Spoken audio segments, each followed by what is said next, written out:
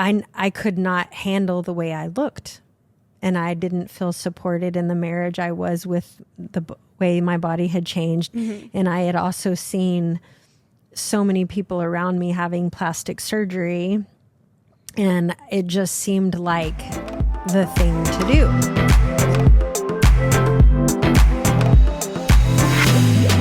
Aloha, friends. Welcome to Spiraling Together, a mother-daughter healing journey. I'm the daughter, Chloe. And I'm the mother, Valerie.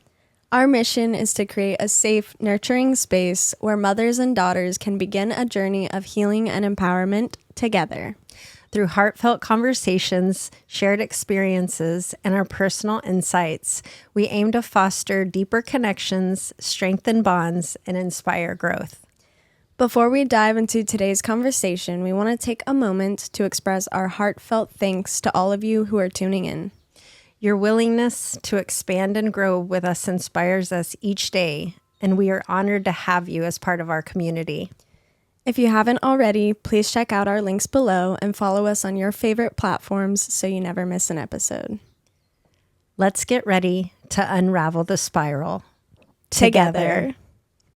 All right, everybody, welcome back to Spiraling Together. We are on episode 12. This is Beyond the Facade. Emotional realities of plastic surgery and body perception. Yes. Yeah, so we're going to share about our experiences, what's been coming up for us lately, and yeah, just really diving into some of the things that we've learned and that we're still healing through, and that we know a lot of you will probably also relate to, especially if you're a woman. Yeah. Yeah. Yeah. This is a topic I feel like that is struggled with throughout your whole life. It's constantly changing. I mean, our bodies are obviously always something we pay attention to and care about. It's also something that we're taught to care about a lot, and that gets judged a lot. Yeah. And we are always our own harshest critic. I mean, I've noticed, so the last couple of days we've spent together, we just went to Kona and we stayed in our condo and planned some of these episodes out, and I was aware of the way I was talking about my body and in the struggles that I'm currently having, going through perimenopause right now. I've put on some weight that I've never had in my life, and just still recovering from a surgery. So I was having to catch myself when I was looking at myself in the mirror, say things. Because as a mom, your daughter listens to the things that you say about your body, and then they start believing them about themselves. And then you have been struggling. Yeah, well, for me, I feel like I've had a weird journey with how I've looked at my body for a really long time, because I was always really small growing up, and like super, super skinny, and had a really, really difficult time putting on weight. And the way people judge my body, I always got comments like, oh, do you eat anything? Like, are you going to you should eat a hamburger, like blah, blah, blah, that kind of stuff. And it's like, all right, bro, thanks, I guess. Can't do anything about it. Which isn't like the worst, but it's still annoying because it's like, why do you even care? It's a judgment towards like, you. Really? Yeah. So it's annoying. And then more recently, I have noticed it's a little bit easier to put on weight, which is very different because it's never been like that for me. And, you know, it's hard when you do recognize like, oh, things are changing on my body and it doesn't look how it looked a few years ago. And my body doesn't feel the same. It's not working the same. So yeah, I've been having some trouble with that. I feel like I'm getting better, but it's also, I've been opening, you know, my mind to trying to take care of it more because I am noticing those things. And what I also noticed is I think the hardest part about healing and like realizing that you don't want to be falling on old bad habits. Like for me, I vaped for a really long time, and nicotine is like an appetite suppressant. And it also gets your bowels moving like caffeine does. And I quit vaping, which is like so awesome because it's not good for you. And I'm happy I did that. But I swear sometimes I'm like, I wonder if I didn't quit vaping, this wouldn't have happened, you know? But it's like, I'm not going to pick it back up because I do not want to. It's just like those unhealthy habits that you're like, was that really what was keeping me skinny? You know, which sucks. But I'm trying to find a path towards like being healthy and being happy with the way I look when I am healthy. Because even saying that word skinny, that sounds bad to say, like, yeah, I want to be skinny, but that's what women are taught. Yeah, and like what is considered healthy? Yeah. You know, it's like if you're watching what social media is showing you right now or modeling or anything else, it is not healthy. Mm-hmm. It exactly. is depriving yourself of nutrients and rest time that you need. I mean, I think back to something that you said to me over the last couple of days, because we have been talking about, so recently we've gotten a couple of negative comments on YouTube, and they've been geared towards me and my actual body, and saying that I, don't look like I take care of myself, and just some negative comments about my body. And so I was already feeling that, and I was already like working on, being able to work out again after my surgery, which we're going to touch on in this episode. I did have an explant, and I was already working on it. I was already going to a holistic doctor to help me with these perimenopause symptoms I'm having, which weight gain is one of the things. And so I was working on these things, but I was already feeling some type of way because my body has changed so much. And the thing that you said was, you used to work out so much, Mom. Like, I've never not seen you working out. And in this last couple of years, I haven't really been able to work out as much as I had previously. But I also realized that the times when I was working out when I was younger, I don't think I was working out in a healthy way either. Mm-hmm. I was working out all the time and pushing my body I was in pain all the time because I was working out so hard, and I didn't understand the natural cycles of a woman. Mm-hmm. And I was trying to look like what I thought society would accept me for. And obviously, in those comments that I received on YouTube, that's still how men want to see women, to be in a certain shape. And we have to break through that in our healing journey, that we have to find what works for our body and take care of ourselves physically. But what are we trying to make our bodies look like? Are we trying to make it look like a way for us to get accepted by others? You know? Mm-hmm. Yeah. It is a really crazy thing, because I guess like another way to look at it is not everybody's definition of beauty is the same either.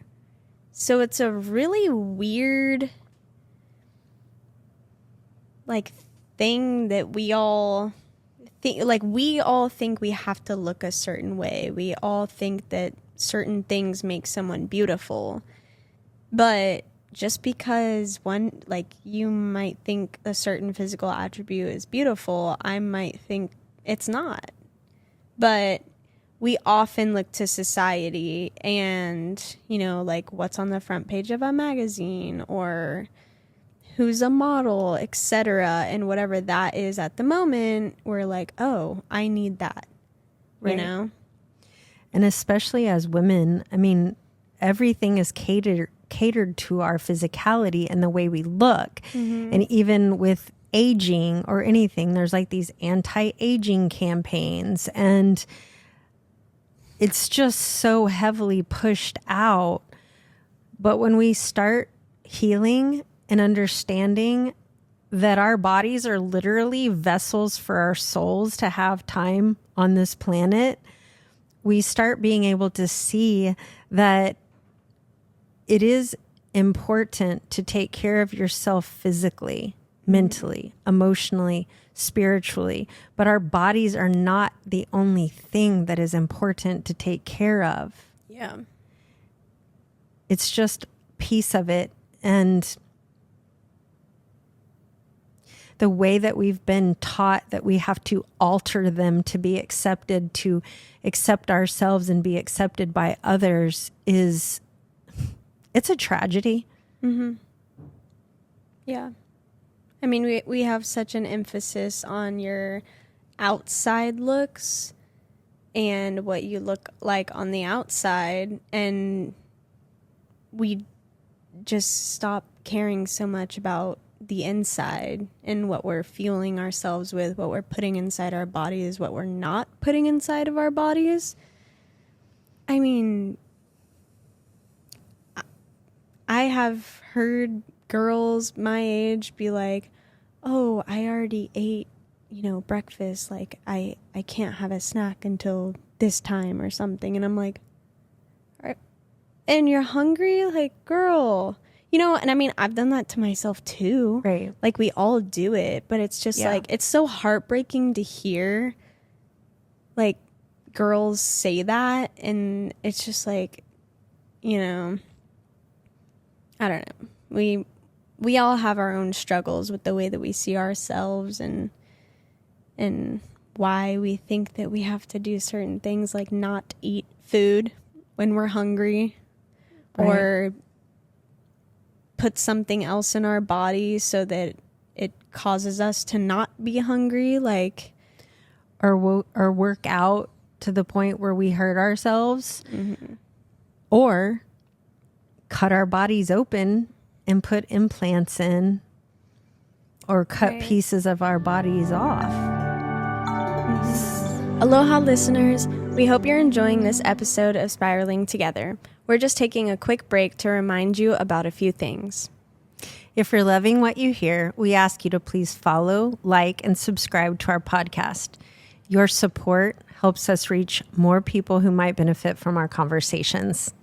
And we're on all the major social media platforms. You can find us on Instagram, YouTube, Facebook, and TikTok. Just search for Spiraling Together, and you'll see all our latest updates and behind-the-scenes content.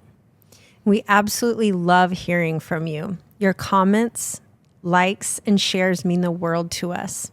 They not only motivate us to keep us going, but also helps us create better content for you. So, if you have any feedback, questions, or topics you'd like us to cover, please leave us a comment or send us a message. We read every single one and appreciate your thoughts. Thank you so much for supporting Spiraling Together. Your engagement and feedback are what keep us inspired and passionate about bringing you more vulnerable conversations. Now, let's get back to the show. Yes, that was something that, if it's okay if we segue into that a little bit. Yeah. So I had Logan, Chloe's brother, and Chloe when I was really young. I was 22 years old, and my pregnancies I gained a lot of weight, and my body shifted so much that I could not handle the way I looked, and I didn't feel supported in the marriage I was with the way my body had changed. And I had also seen so many people around me having plastic surgery, and it just seemed like the thing to do. So I didn't think much of it, and I got breast implants and a tummy tuck, and I was 23 years old. Kind of like this mommy makeover thing. And it did make me feel better about myself. I mean, it did, because I had a huge amount of skin hanging off my stomach and saggy tube sock looking breasts that were, at 23 years old, it was just like, whoa, when you really believe that all you are is your body, and you've never been taught that this is actually a normal, natural thing that happens after childbirth. And yeah, I did that, but I started having complications. Of course, I didn't know, because no one wants to tell you that breast implants actually are not good for you, and they're toxic, actually. And then I had another set of breast implants when I was older, and I started having so many issues, like irritable bowel syndrome and fibromyalgia, and just a myriad of so many different symptoms that came from these breast implants that were safe.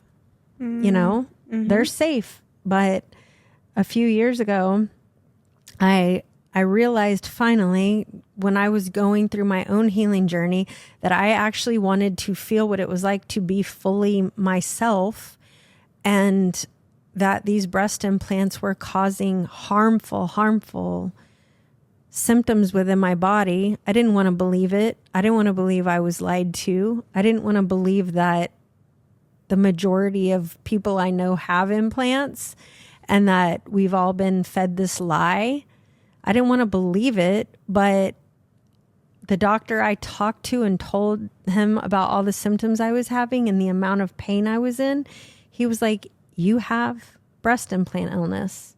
And I was like, whoa, you're a doctor, and you're actually like confirming that this is a thing.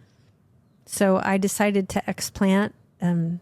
It's almost been 2 years now, and it has been a huge process to accept my body again without the implants, and to heal from the surgery. And I'm still to this day having symptoms of like pain if I exercise too much, or things that I'm going through, and scars on my body. And it's a huge ordeal. It is. And I don't want anyone else to have to go through that. I wish I would have known. I wish someone would have told me the truth, that breast implants are made from toxic materials that leak into your body. You have to be cut open.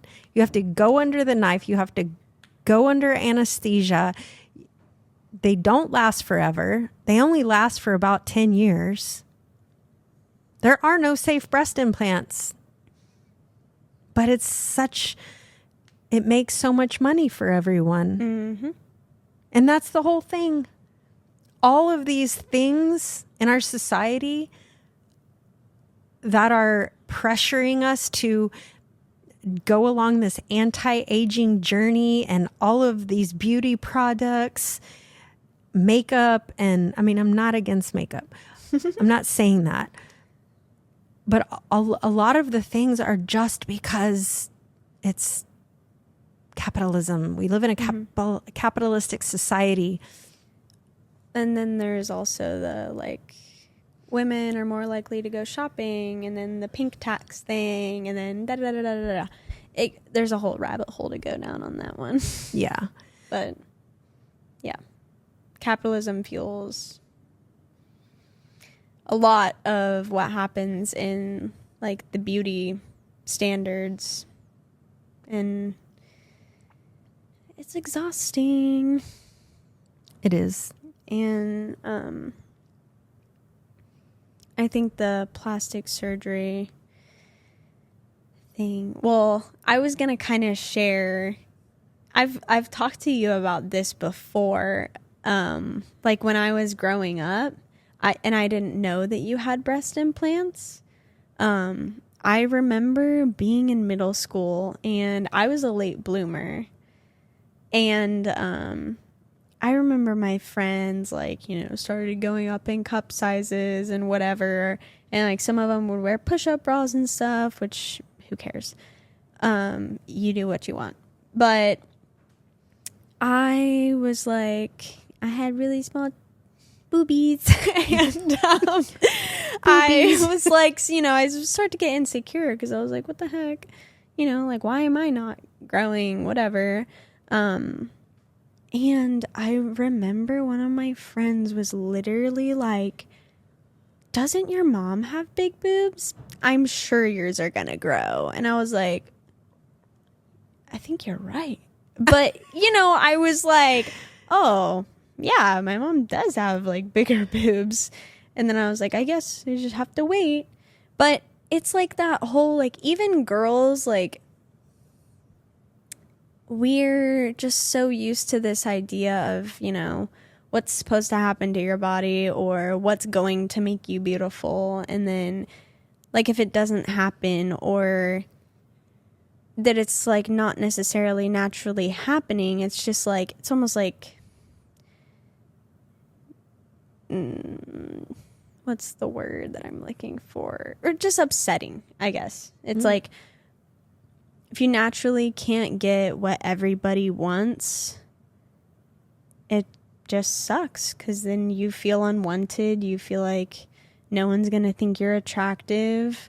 Like, you know. But I mean,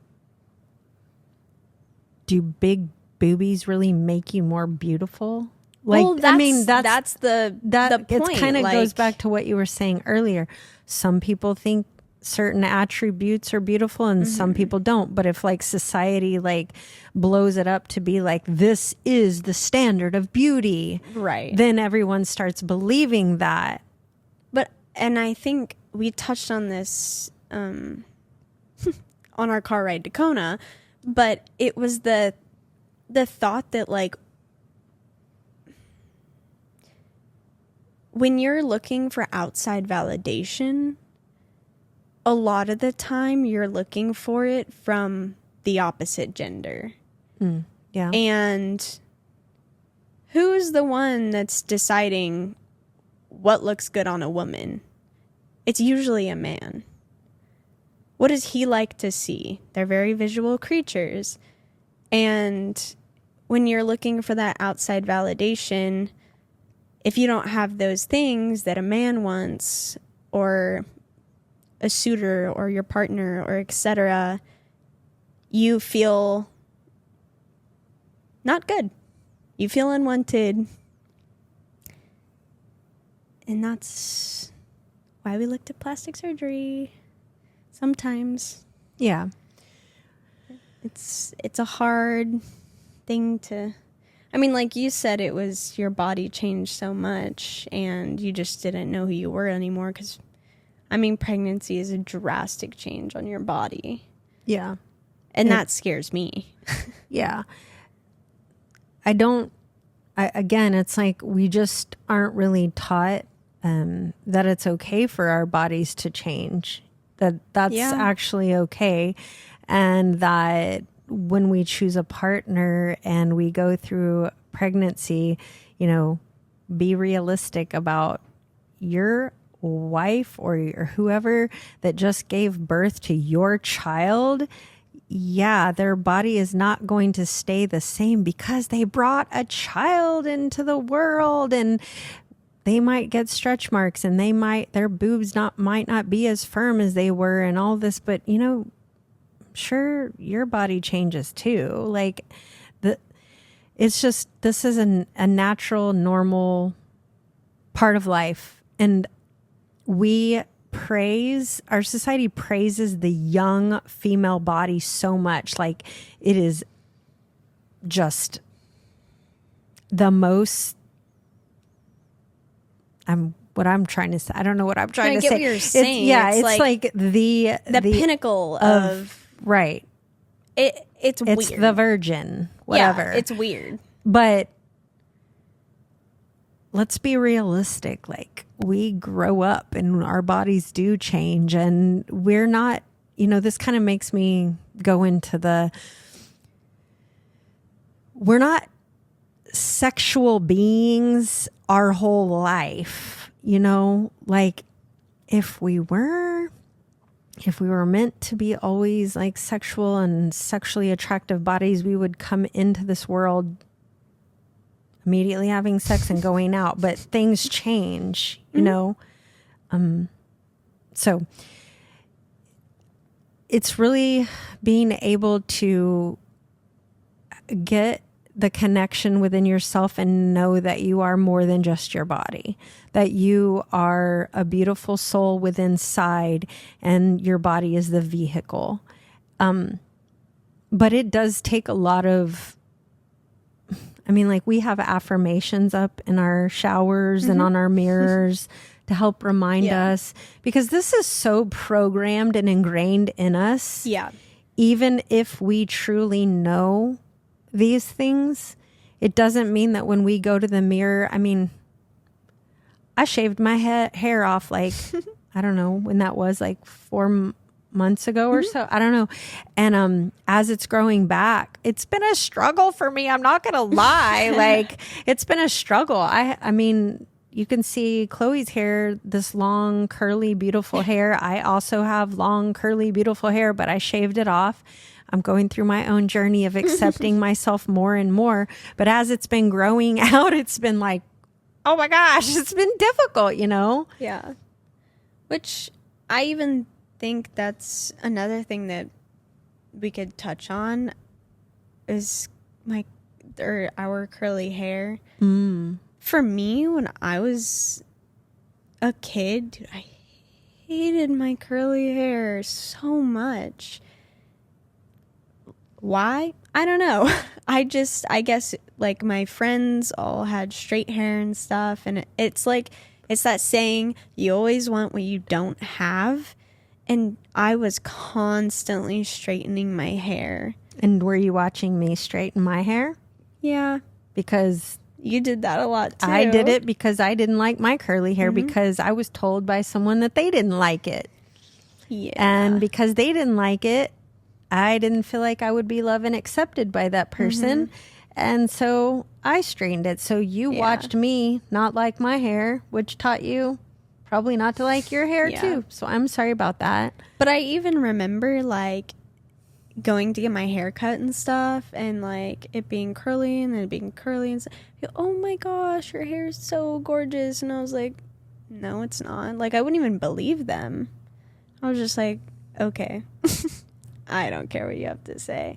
It took me a long time to finally be like, you know what? Actually, my hair is really pretty. I'm really grateful I have curly hair. It's fun. Yeah. And yeah, it's hard to take care of sometimes, but like, it's worth it. And it's become like one of my favorite things that I have, Yeah. I'm so glad. That's how I feel too. I'm super excited about my hair growing out again and getting curly again. I embraced my curly hair sometime in my 30s finally. And when I did, I was like really happy about it. And I actually got more compliments from people when my hair was curly than when it wasn't. So it's like, be who you are and let your hair be what it is. I mean, yeah, as far as hair goes, I've also stopped dyeing it or highlighting it because I was highlighting it for so long. And I just made a choice that that's not something I want to do anymore. I don't want to do it because I just want to embrace the natural color. not. Go ahead. This is another crazy thing that I just like because of capitalism. And I feel like the wild thing with women's haircuts. Sometimes girls tell me how much they spend when they go get their haircut. And I am like 400, like what? It's expensive. And then you hear a guy be like, oh, I just got my haircut. How much? $30. I'm like I understand. Yeah.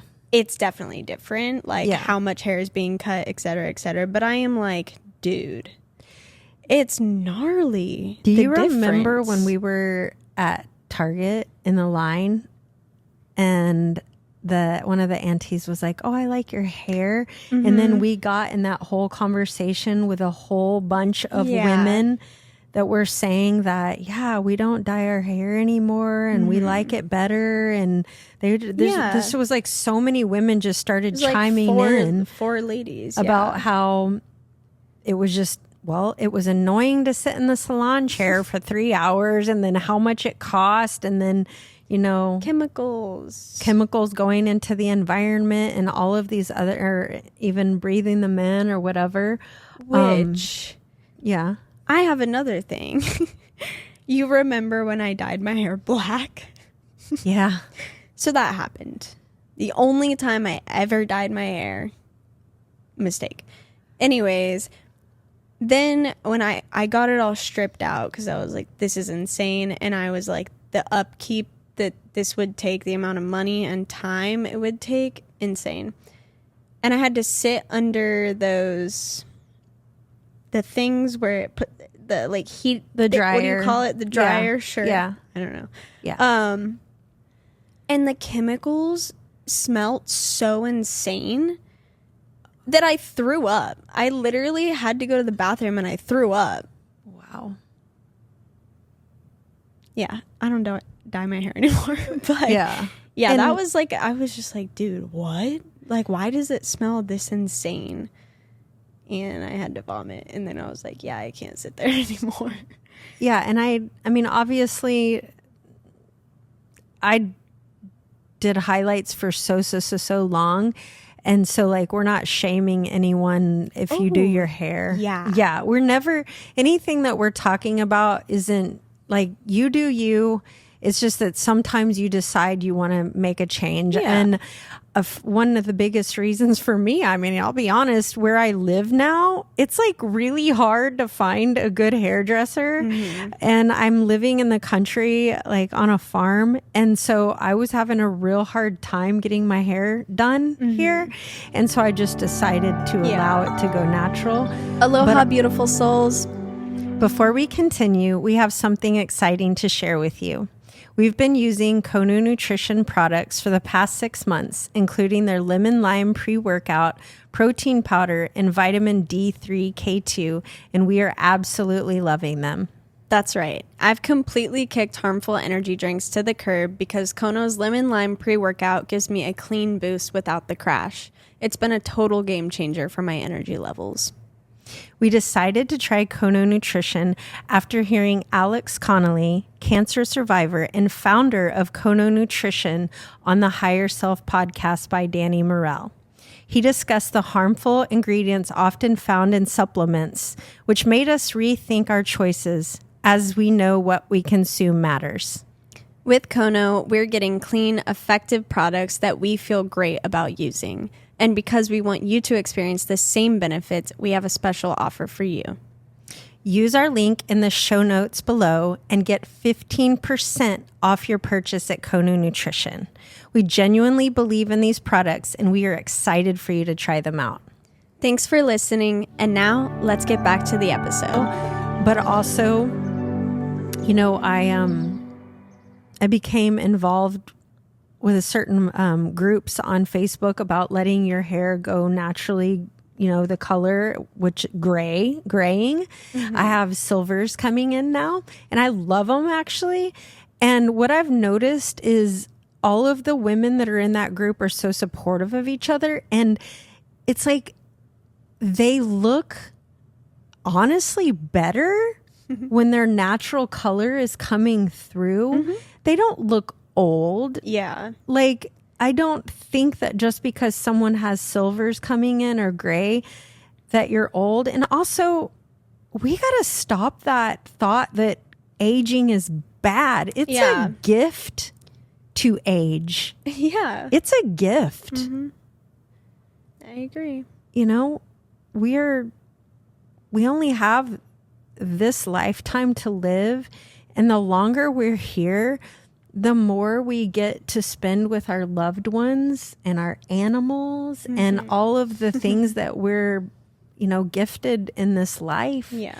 And so aging is actually beautiful.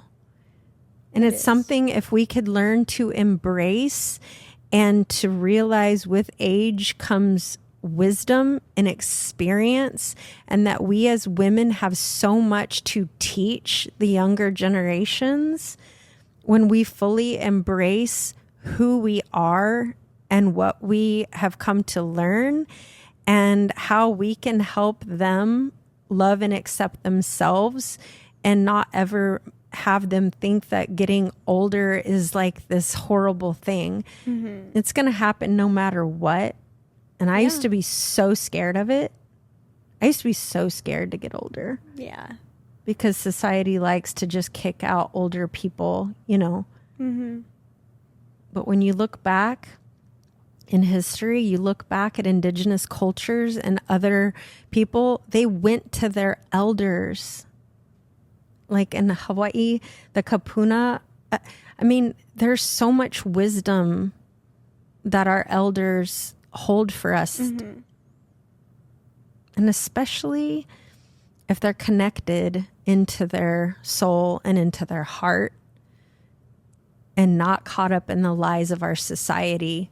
Yeah. That we're only a body, and once the body goes, we're just not good anymore. Yeah. Exactly. Sometimes you just drop stuff and I'm like, I don't even know what to say after it, Things start coming through, it's a message that needs to come through me. Yeah. And that's something I did want to talk about, that kind of going back to the plastic surgery thing, I also want to bring in social media. Because I had talked to you about this before, and like growing up, another thing that I guess kind of like messed with my confidence. It's, well, yeah, and we're already talking about, like the chest size thing. I had told you that like a few influencers or people that I would follow on social media, or like YouTubers and stuff like that, they didn't have huge breasts or anything. But then as they got more popular and they got, more money and stuff, they ended up getting plastic surgery to, have bigger boobs. And I think as a kid, that kind of, well, not a kid, but like a teenager, that really messed with me, because I was like, you're somebody I look up to, and, we have like a similar build. And then when you do change something about yourself like that, that is something that, like, as a woman, like, you pay attention to, because it's one of those things you think makes you attractive, and you're just like, oh, like, does everybody do this? Like, you're somebody that, I felt confidence because we look similar, and you were like able to, still gain a following and still be super successful, and then you changed your body afterwards. And I was just like, huh. Then what did that make you feel like? That it's kind of like, oh, so if I don't do this, I'm not going to be beautiful. And that's not to say like those people are horrible and that's the message they're trying to give off, because I don't think that that's true. It's just like, it also, I feel like furthermore proves that even if you are successful or you are moving up in your business or whatever, people are still going to care about that. People are still going to care about your outside looks. And you're, like if... So when you explained it to me, you were literally like, it helped me be confident in my natural body. That and you were saying that it was very disappointing because then you were like, okay, I really looked up to this person because they were so beautiful and they were embracing their natural look. And then all of a sudden, that changed. Did they not have confidence in their body? Yeah. Even with the following that they had? It's just, it's like confusing. Yeah. And you're someone who, I mean, it's not you. I'm not saying you're someone. We as women and young women are easily influenced by the people that we look up to. Yeah. And that's the same thing in a mother and a daughter relationship. If you didn't know that I got breast implants because I got them when you were a baby, and it's not something that you just start having a conversation about, Exactly. And you don't just say, I have breast, but you saw the way that I straightened my hair, the way that I worked out all the time, the ways that I did things. And then you did also, mimic those things as well. Mm-hmm. So it's really important. Also, I wanted to bring this into this conversation about mothers, the way you talk about your daughter's body. Mm-hmm. We have got to compliment them not on their body and not judge their bodies, but to actually compliment them on the things that, you attribute to life and the things that you're doing. And not everything is about your body. Yeah. And even if they are eating more snacks, don't say, "Oh, are you eating that? You're going to get fat." Or it's just all these comments that do not need to be said. There never needs to be a time that you talk about your child's body in a judgmental way. Yeah. This was done to me growing up as it was a nonstop thing, judgments of my body. And it was also family members, men that were family members talking about parts of my body. All of these things greatly impact a child and the way that they grow up thinking about their own bodies. Mm-hmm. We as adults need to step up and stop judging bodies of our children. We have got to stop that. We just have to. Yeah. Like if we want to heal and grow and become conscious, loving beings, then we've got to take the focus off of someone's body. Yeah. It doesn't have to just be your children. Anybody. Well, anybody. But I know that as a parent, it's important. The way we raise our children is how they're going to go out into the world. And then are they going to start judging other people's bodies because they learned that from their parent? That's, I also wanted to talk on sexualizing a woman's body. Yeah. Because, dude, it's so insane. Like, living in Hawaii when you're at the beach all the time and bikinis are on all the time, thongs are being worn 24/7, nobody cares. Literally nobody cares. It is not weird. No. You're at the beach. Yeah. You're not meant to cover up your whole body when you're going in and out of the water. And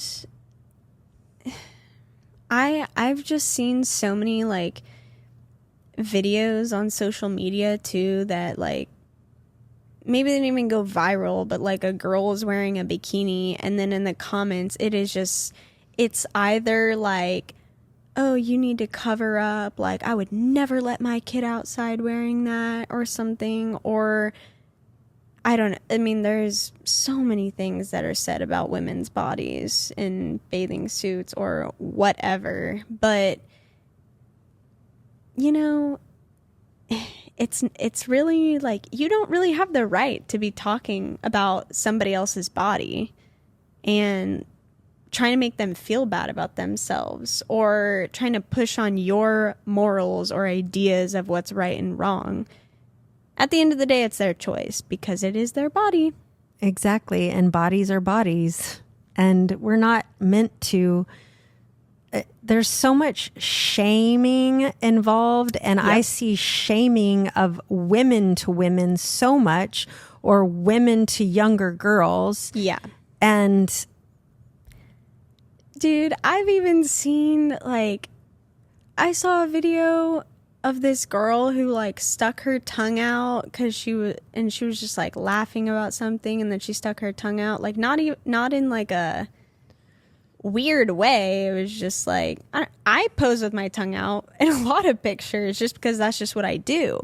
And you see comments that are like, that's disgusting, young lady, you should not put your tongue out. And it's like, huh? What is that implying to you? Nothing. Like, why do you think that's bad? I don't understand, you know? It's just these harsh judgments. Yeah, and it's like, dude, and get like, off your phone if you're going to act like you have to comment stuff like that. Proper and improper, and, you know, we don't. It is bothers me so much. Yeah. Like, and I mean, I'm really glad that you did grow up the majority of your life here in Hawaii, because, well, let's just say not as many people have plastic surgery. Yeah. Not as many. Most women truly do embrace their natural bodies and go to the beach in thong bikinis. Yeah. And don't do a lot of things. It's a lot more natural look here, you know. But now you live in California, and that's a bit different. Oh, there is a big difference, and the adjustment is going to take some time for sure. I mean, even before I moved and I just kind of like was there, and you just notice the difference. And I mean, it almost seems like here, I could go into a store and wear sweat shorts and like a little tank or a t-shirt and no makeup, my hair is up. I don't care. And there's a bunch of other ladies that are doing the same thing, and it's normal. Then I feel like I go to California, and everywhere I go, everyone is just like looking their best. And I'm like, dang, dude. Like, I don't want to freaking be putting on makeup all the time and dressing up all the time to go do stuff. Like, of course, it's not everybody, but it does seem like way more prevalent that it's just cared about more there. And I do understand a part of it is, like, I feel like a lot of people that go to California are, like, trying to get into show business or, you know, influencing and stuff like that. But like another big thing I noticed was like tattoos are like, not a lot of people have tattoos. And then I'm like, oh, modeling. Like, a lot of people who want to model don't get tattoos. But I'm like, there's so many things that are just different that I have learned is like okay here and it doesn't matter. But then I go there, and sometimes I just notice myself get kind of insecure sometimes. And not sometimes, it's a lot of the time, honestly, because it's just so different. Yeah. But I have, you know, noticed that already, and I've kind of been like, okay, it's not the end of the world. Everything's fine, you know. Yeah. So that was a shock, but I'm kind of adjusting, and you know, I decided I'm not going to let the insecurity take over. Like, yeah, it's not going to go away without working on it. But, yeah. But that's kind of an unnecessary pressure too with women, is like wearing makeup. all the time and getting yourself completely like looking a certain way before you go out. Yeah. I mean, I definitely, when I was younger, I was very insecure and I couldn't go to the store. I couldn't go into public without putting myself together.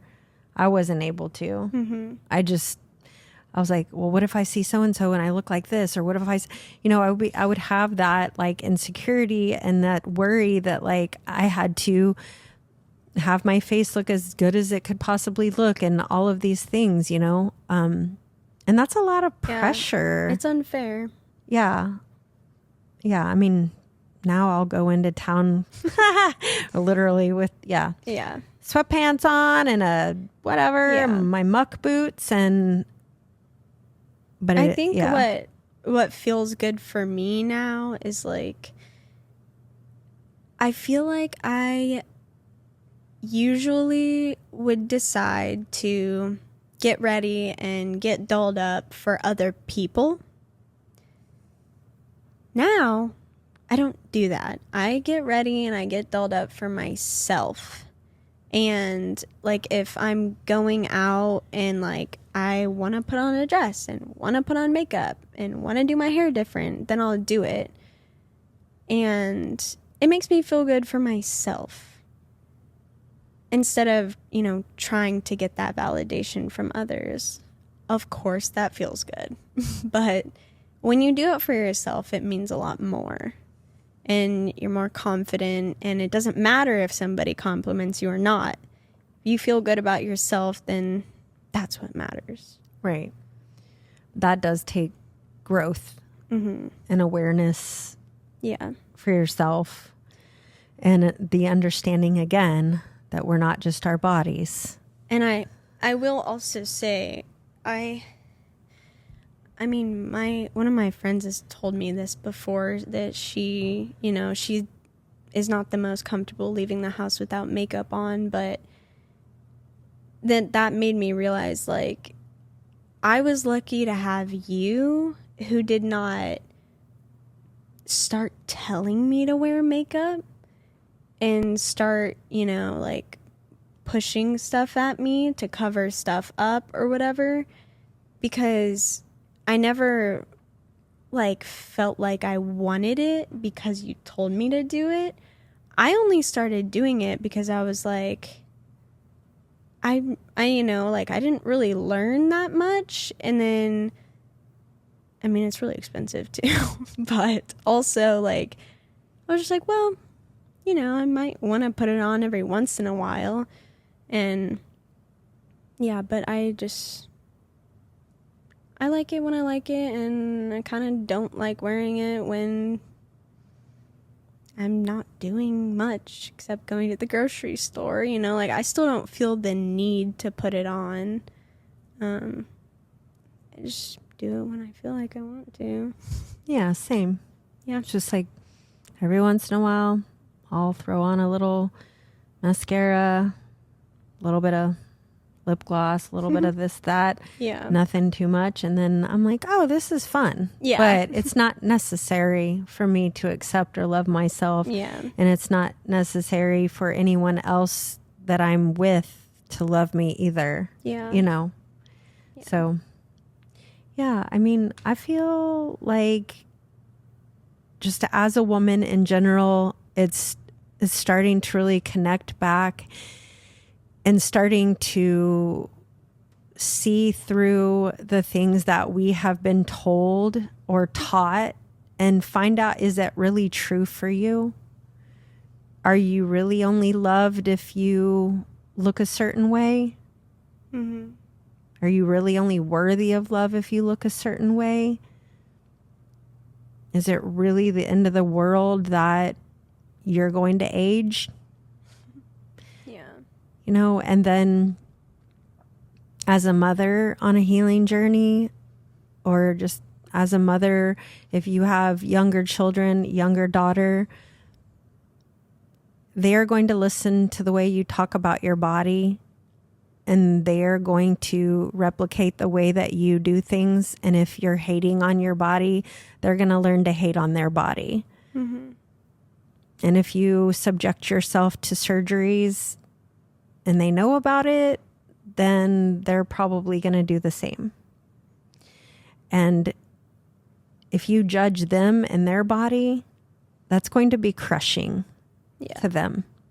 It is. True. So this healing journey is healing the relationship we have with ourselves, which is really truly trying our best to love our bodies in all stages of life, and no matter what they're looking like. And we ultimately have the ability, the more that we love ourselves physically, emotionally, mentally, and spiritually, the more our body will reflect that on the outside. Mm-hmm. Yeah. And I just want to put out like a disclaimer, I guess, just for anybody who has plastic surgery or has done anything. We're in no way in judgment of that. And we, absolutely not. You know, we condone you making yourself happy, you doing what you want to do for yourself. At the end of the day, like, it's your choice no matter what. And if you feel beautiful doing stuff that not everybody agrees with, who cares? Yeah, exactly. It is your choice. And I kind of touched on that earlier. Yeah. We are never, ever shaming you or your experience. Mm-hmm. We're only sharing what we've gone through. And the my explant and the breast implant surgeries I had, it was horrible for me. Like, I have experienced so much pain and financial, extreme financial duress. I'm not going to say duress, but it was a lot of money that I poured into something that ended up hurting me ultimately. So that's why we're sharing this.